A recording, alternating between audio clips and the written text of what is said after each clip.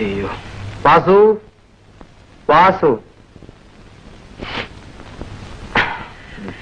വാസുവേട്ടൻ വെളിയിൽ പോയിരിക്കുക. എന്നാ ഞാൻ നീ എന്താ വല്ലാതിരിക്കുന്നത്?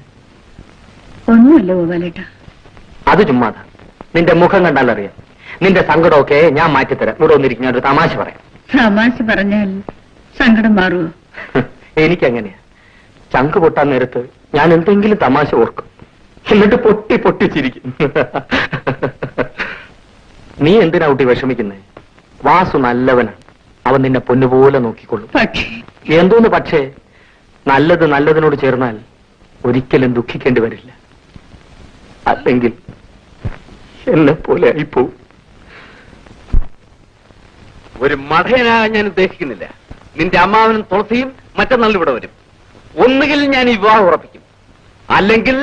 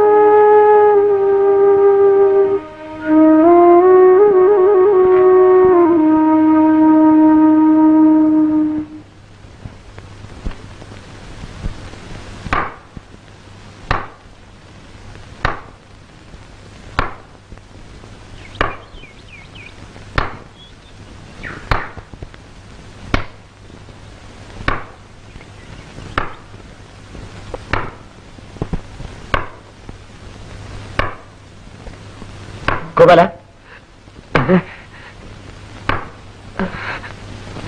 നീ എന്താ കരയുന്ന?